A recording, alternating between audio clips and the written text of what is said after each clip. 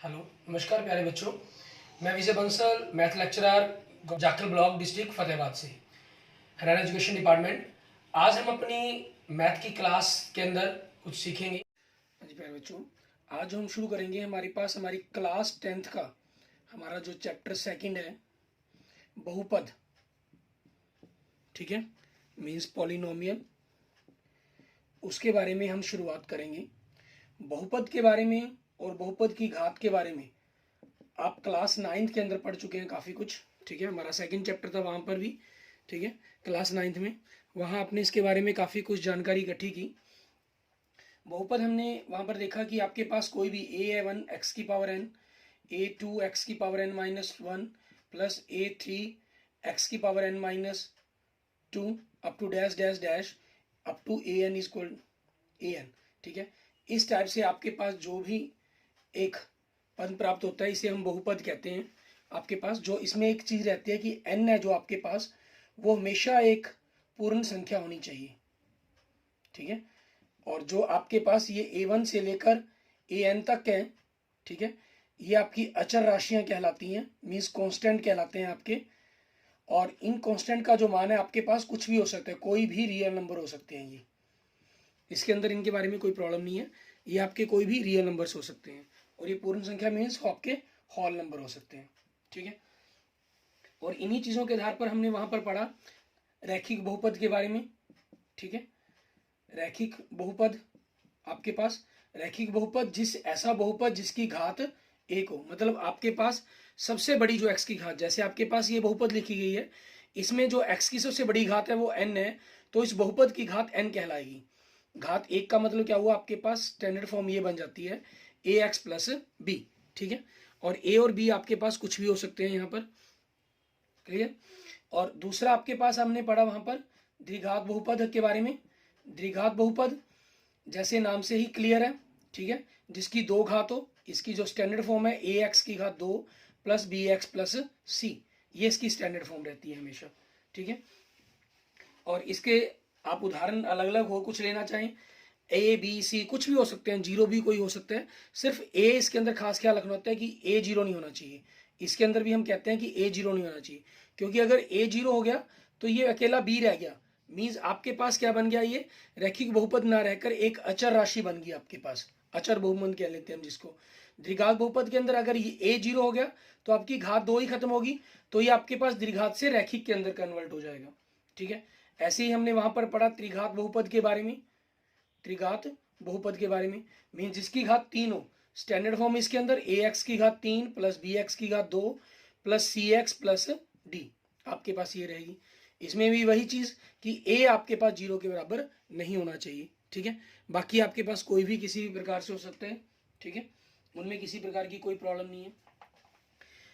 हमारे पास जो हमने पढ़ना है यहाँ पर हमारे सेकंड चैप्टर बहुपद के अंदर, जो मेन आप पढ़ेंगे वो द्विघात बहुपद के बारे में ही पढ़ेंगे। ठीक है, और द्विघात बहुपद के शून्यकों के बारे में ही बात करेंगे। इसमें जो शून्यक है, हमने क्लास 9th के अंदर शून्यकों के बारे में ही पढ़ा। कोई भी आपको रैखिक बहुपद है, चाहे द्विघात है, चाहे त्रिघात बहुपद है, उसके कुछ मान दिए गए थे एक्स बराबर में। जैसे मान लीजिए 1 2 ऐसा कुछ मान दिए गए, आपको चेक करना था कि वो उसके शून्यक हैं या नहीं। ठीक है, जनरल जैसे हम के मान लेते हैं, तो आपने क्या दिया गया, आपको जो भी फंक्शन दिया गया था, आपने उस फंक्शन के अंदर एक्स की जगह उस मान को रखा। एफ एक्स के रूप में सॉल्व किया या पी एक्स के रूप में आपने लिया बहुपद को। ठीक है, उसके अंदर आपने एक्स की जगह उस मान को रखा, मीन्स के कह लीजिए, अगर एक था तो एक कह लीजिए, दो था तो दो कह लीजिए। ठीक है, इस प्रकार के आपने मान रखे, उनके मान निकाले। और जिस भी मान को भरने पर, जिस भी एक्स के मान को भरने पर आपके पास उस बहुपद का मान मीन्स पी के आपके पास जीरो बन गया। इट मीन्स आपने वहां पर क्या बात कही कि के का जो एक्स बराबर के है आपके पास दिए गए बहुपद का शून्यक है। मीन्स वो शून्य क्या हुआ, किस प्रकार से हुआ, उसके बारे में बात करते हैं हम, किस चीज को शून्य कहा गया है। ठीक है, हमने ये चीजें क्लास 9th में पढ़ी हैं। शून्य का मतलब क्या हुआ कि आपके पास अगर हम ग्राफिकली उसके बारे में बात करें, ठीक है, तो आपके पास वो के मान जिसको भरकर आपके पास पी एक्स कोई बहुपद दिया गया था, आपने एक्स की जगह के रखा और भरने पर क्या हुआ, एक्स की जगह के भरा आपने, तो आपके पास जीरो आ गया।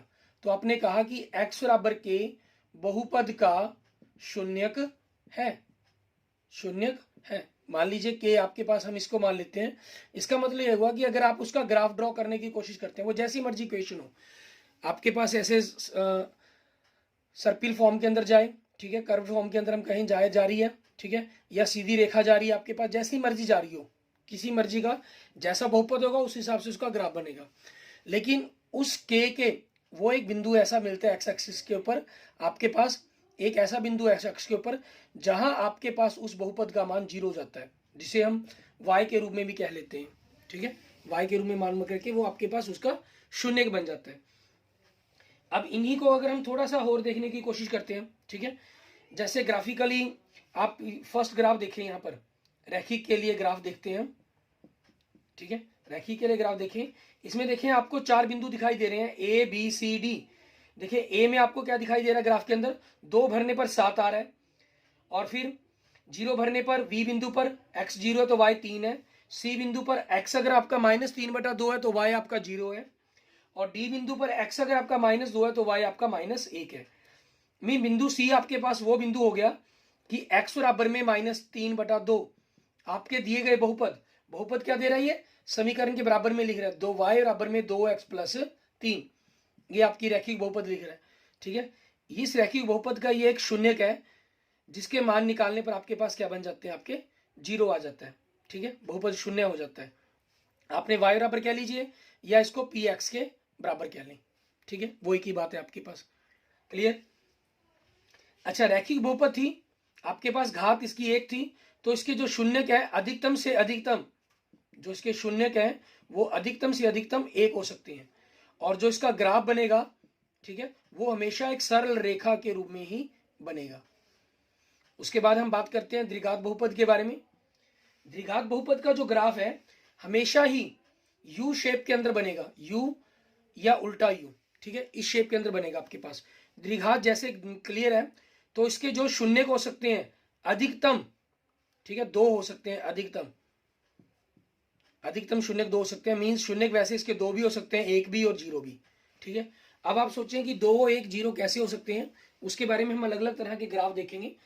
जैसे पहला ग्राफ देखें, इसमें A B C D E F G H, ठीक है, बिंदु लिखे गए हैं, लेकिन देखिए बिंदु बी और जी पर, बिंदु बी में x -1 भरने पर आपका 0 आ रहा है, ठीक है, और दूसरा जी बिंदु पर 4 भरने पर आपके पास 0 आ रहा है। मतलब -1 और 4 आपके इस ग्राफ के लिए क्या बन गए, आपके शून्यक बन गए। अब ये ग्राफ है किस चीज के लिए, आपके पास कौन से फंक्शन के लिए दे रहा है आपको, y बराबर में x की घात 2 -3x -4, ये चीज आपके पास आ गई, ठीक है। इसके लिए आपके पास ये ग्राफ है। मीन्स इसके ये 2 शून्यक है, -1 और 4। अगर आप इसके गुणनखंड बनाकर इसके, ठीक है, गुणनखंड बनाकर इसके जो हम कहीं मूल ज्ञात करने की कोशिश करते हैं, वो आपके पास यही बनेंगे, -1 और 0। इनको हम शून्य क्या लेते हैं, द्विघात बहुपद की ये मूल कहलाते हैं आपके पास। अगर यही बहुपद आपके पास एक द्विघात समीकरण का रूप ले लेती, क्योंकि यहाँ आपकी ये द्विघात बहुपद कहलाती है, ठीक है। अगर आपकी ये द्विघात बहुपद की जगह द्विघात समीकरण बन जाए, मीन्स इसके अंदर आपके पास जो ये स्टैंडर्ड फॉर्म है ax + bx + c, ये आपकी द्विघात बहुपद है। लेकिन अगर इसी को मैं बराबर 0 रख लेता हूं तो ये आपकी द्विघात समीकरण बन जाती है, ठीक है। आपके पास द्विघात बहुपद के जो, जिनके ऊपर द्विघात बहुपद आपका जो बहुपद है शून्य हो जाता है, वो आपके शून्य कहलाते हैं।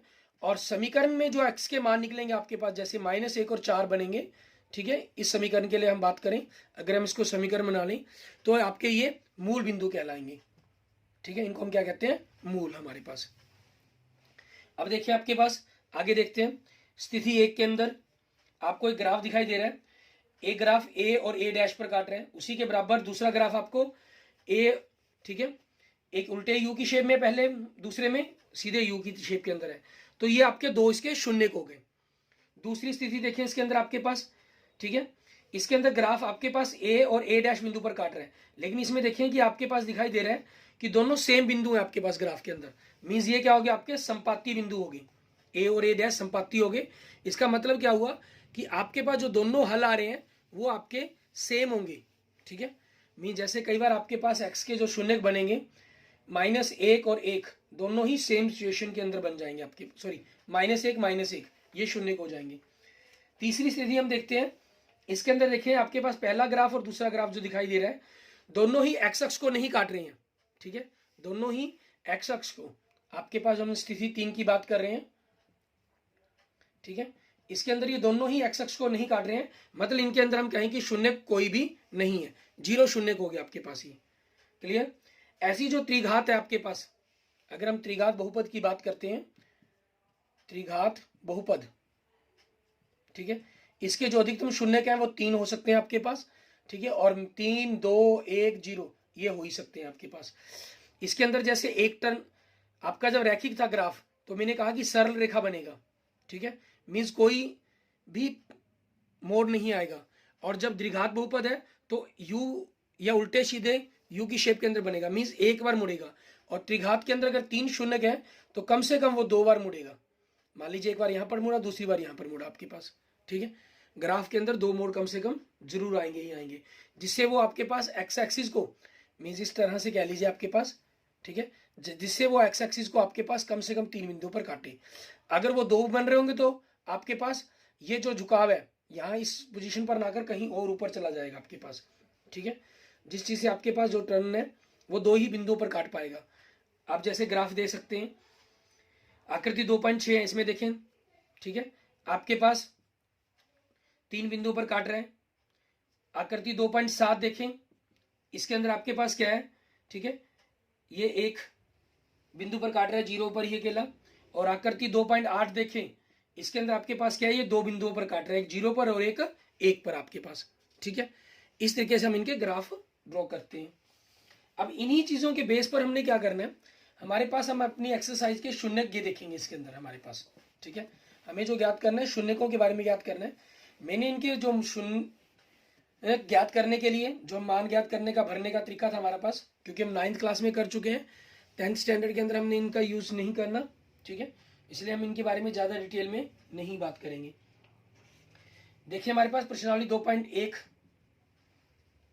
हमें कह रहा है किसी बहुपद px के लिए y बराबर में px का ग्राफ नीचे आकृति 2.10 में दिया गया है। प्रत्येक स्थिति में px के शून्यकों की संख्या ज्ञात कीजिए कि शून्यकों की संख्या क्या होगी। पहले में देखिए आपके पास जो ग्राफ दिखाई दे रहा है वो सिर्फ सीधा एक्स अक्ष के समानांतर जा रहा है, मीन्स एक्स अक्ष को काट ही नहीं रहा। तो जो शून्यकों की संख्या बन जाएगी वो क्या हो जाएगी आपके पास 0। ठीक है, दूसरा देखें ग्राफ इसके अंदर, इसमें जो आपके पास एक्स अक्ष पर ग्राफ को काट रहा है वो सिर्फ एक बिंदु पर काट रहा है। ठीक है, जिसे हमने ए बिंदु का नाम दिया हुआ है। तो आपके पास यहां पर क्या हो जाएगी, शून्यकों की संख्या 1 हो जाएगी। तीसरी आकृति देखिए हमारे पास, इसमें आपके पास क्या है, ग्राफ 3 बिंदुओं पर काट रहा है आपके पास।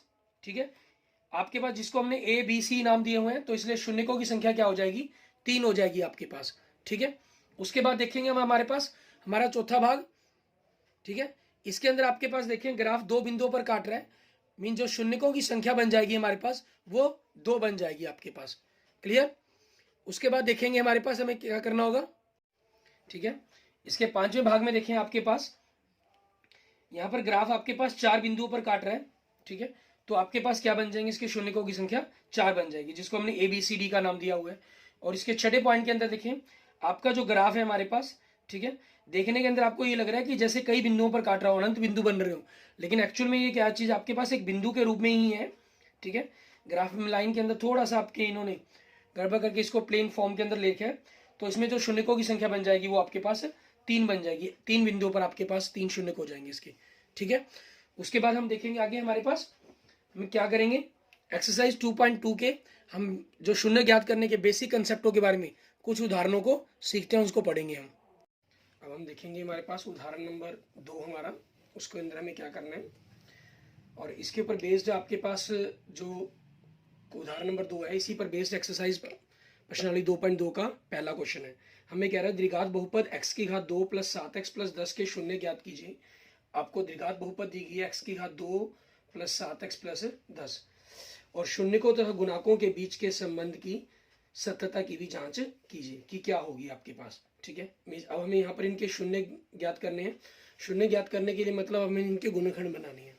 गुणनखंड बनाने का आपके पास तरीका क्या रहता है, आपके पास a और c मीन्स इनकी आपके जो गुना है, यहाँ ए आपके पास कितना हो गया, क्योंकि जो मैंने आपको बताई थी स्टैंडर्ड फॉर्म हमारे पास द्विघात बहुपद की क्या होती है, a x plus b x plus c. तो आपने ए और सी की गुना करनी है, ए यहाँ पर 1 है और 10, तो गुना करके आपके पास 10 आना चाहिए। ये निशान आपके पास जोड़ का तो जोड़ और घटा तो घटा, ये आपके पास जो बी है, ठीक है, ये आना चाहिए। बी कितने, 7। मीन्स आपको ऐसे दो अंक सोचने हैं कि गुना करें 10 आए और जोड़ें तो 7 आए आपके पास, ठीक है।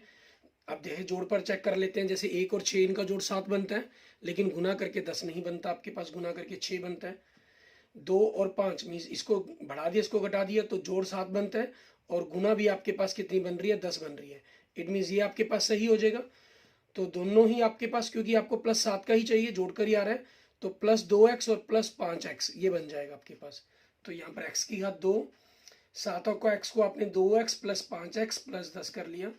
पहले दोनों पदों में से आपके पास x कॉमन निकाला, तो यहाँ x रह गया और प्लस 2, प्लस का निशान है तो प्लस, पिछले दोनों पदों में 5 एकम 5, 5 दूनी 10, 5 कॉमन निकल सकता है आपके पास, ठीक है। तो आपके पास क्या आएगा, x plus 2, means x plus 2 और x प्लस 5, ठीक है। अच्छा, इस काम को आप रफ में चाहे तो रफ वर्क में कर सकते हैं, और साइड में ही फेर का वर्क पर लिखना चाहे तो फेर पर कर सकते हैं। आपके पास ये आ गया, ये जैसे आपका मान लीजिए बहुपद था आपका, ठीक है। तो अब हम क्या करेंगे, माना इसको x प्लस 2 और x प्लस 5 को हम 0 के बराबर मानेंगे, ठीक है। तो अब इनको 0 के बराबर माना, तो x प्लस 2 आपके पास 0 होगा, इन दोनों नंबरों की गुना 0 है, या तो ये नंबर 0 है या ये नंबर 0 है, क्योंकि दोनों में से कम एक 0 होगा, दोनों भी 0 हो सकते हैं, लेकिन कम से कम एक 0 होगा ही होगा। इसलिए हम इसको लिखते हैं x प्लस 2 बराबर में 0 या x प्लस 5 बराबर में 0। तो यहाँ से x बराबर में आपके पास क्या आ गया, -2, और यहाँ से x बराबर में क्या आ गया आपके पास, -5। मीन्स शून्यक आपके क्या बन गए, शून्यक x बराबर में -2 और -5। अब हमें क्या करना है, इसकी जांच करनी है, ठीक है। जांच करने के लिए हमें करना क्या होगा, शून्यकों का योगफल, ठीक है, शून्यकों का योग करेंगे हम। दोनों को जोड़ें, -2 जमा में -5, आपके पास कितना आ गया, -7 आ गया, ठीक है। और ये -7 आपके पास किस चीज के बराबर है, -b/a के, -b/a। ये चीज आप कैसे लिखना चाहते हैं, यहाँ पर जैसे आपने इस क्वेश्चन को हमने स्टार्ट किया था, तो यहीं पर हम शुरुआत के अंदर अगर चाहें, ठीक है, हमारे इस स्टैंडर्ड फॉर्म से कंपैरिजन करते हुए, तो आप यहाँ पर चाहें तो लिख सकते हैं a बराबर में 1, b बराबर में 7 और c बराबर में 10, ठीक है। उससे आपके पास ये फार्मूला, क्योंकि शून्यकों के योगफल का ये डायरेक्ट फार्मूला होता है -b/a आपके पास, ठीक है। तो देखिए -b कितना आपका 7, तो -7/1 मीन्स -7 ही बन जाएगा। दूसरा हम क्या करेंगे, इसके अंदर शून्यकों का गुणनफल, ठीक है, देखेंगे शून्यकों का गुणनफल मीन्स दोनों की गुना करें, -2 गुना में -5, माइनस माइनस प्लस हो गया, 5 दूनी 10 आ गया आपके पास, ठीक है। और ये किसके बराबर होगा, गुणनफल का फार्मूला क्या होता है, c/a। c आपके पास 10 है, 10/1 10 आपके पास आ गया, मीन्स दोनों बराबर हो गए। ये ऑटोमेटिक जो आपने लिखा इसके बराबर आपके पास जो ऑटोमेटिक ये जांच हो गई हमारे पास, क्लियर। और इसी पर बेस्ड आपके पास एक्सरसाइज 2.2 का क्वेश्चन नंबर 1 उसके फर्स्ट पार्ट से लेकर 6th पार्ट तक, ठीक है, आपके पास इसी पर बेस्ड क्वेश्चंस हैं। अब आगे देखिए हमारे पास उदाहरण नंबर 3, इसमें भी हमें क्या कह रहा है, यही सेम चीज आपको कह रहा है, बहुपद x की घात 2 -3 के शून्यक ज्ञात कीजिए। सबसे पहले शून्य ज्ञात करने के लिए कहा गया है, फिर उसके बाद कह रहा है शून्यकों और तथा गुणाकों के बीच के संबंध की सत्यता की भी जांच कीजिए, ठीक है। मीन्स आपने एग्जाम्पल नंबर 3 देखा, इसमें आपके पास क्या दे रहा है, x की घात 2 -3, ये आपको बहुपद दे रहा है, ठीक है, बहुपद। अब आप इससे तुलना करना चाहिए, तुलना करने पर, ठीक है, किससे, ax की घात 2 प्लस bx प्लस c से। तो a x की घात 2 के साथ क्या अक्षर है, 1, b x के साथ, यहाँ x वाला पद ही नहीं है, तो b कितना हो गया, 0, ठीक है। और c आपके पास कितना हो गया, -3, ठीक है। ये हमने abc का मान निकाल लिया। अब हमें क्योंकि इसके बहुपद के गुणनखंड बनाने हैं, ठीक है, बहुपद क्या दिया गया, x की घात 2 -3, ये a की घात 2 माइनस b की घात 2 का फॉर्मूला अप्लाई हो जाएगा यहाँ पर।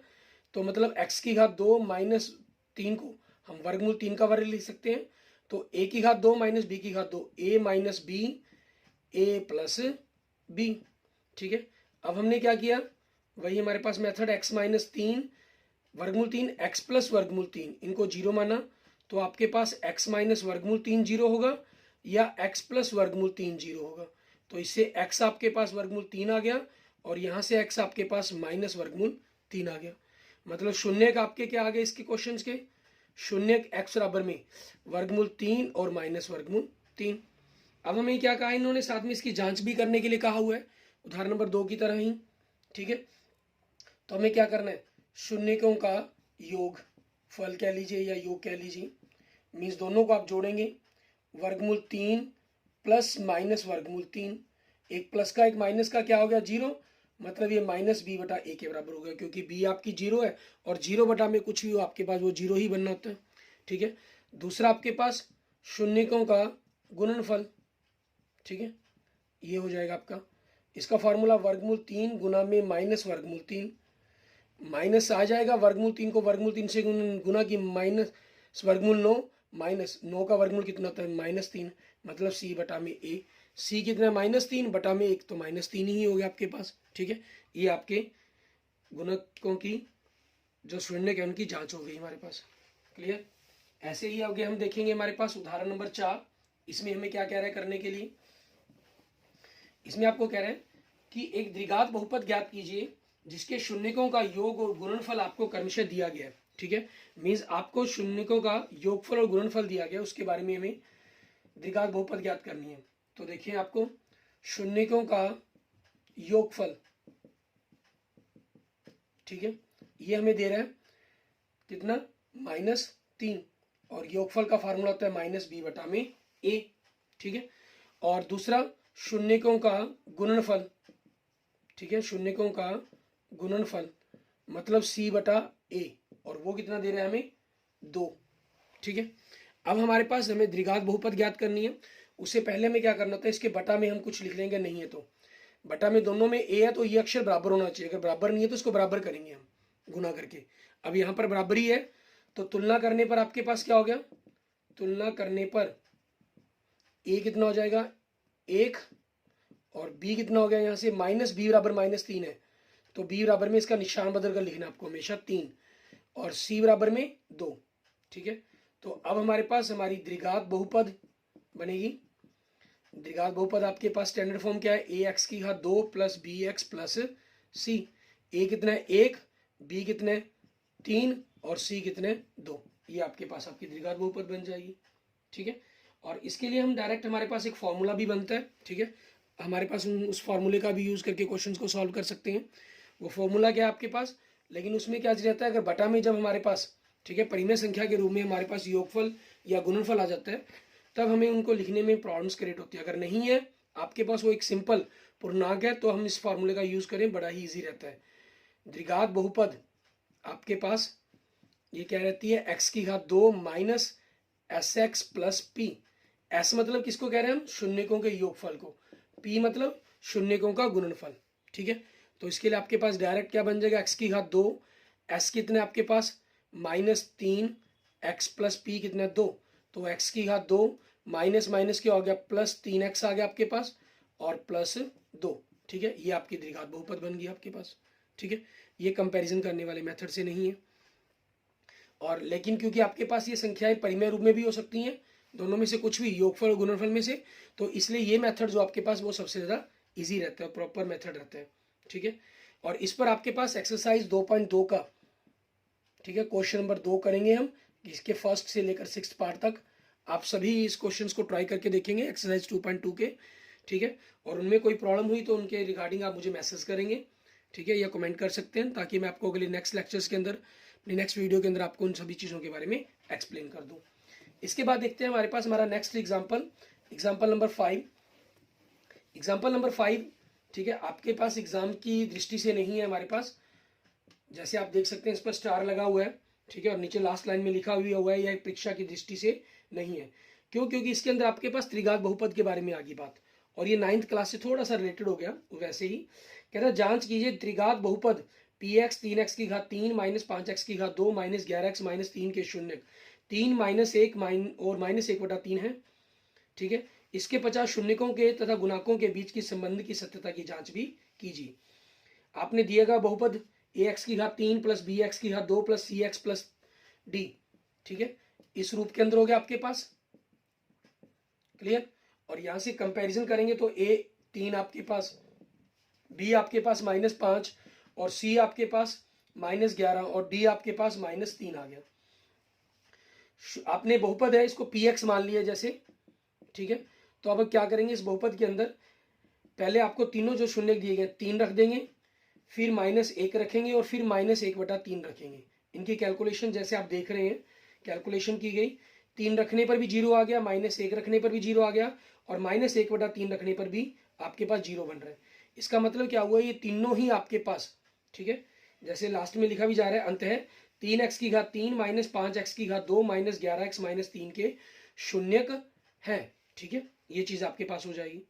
और इसके बाद आपको इन्होंने जांच करने के लिए कहा हुआ है, तो जांच करने के लिए हमारे पास यहाँ मेथड आपके पास ये थोड़ा सा एडवांस क्लास का प्रोसीजर आ जाता है। यहाँ तक अभी 9th क्लास का मेथड था।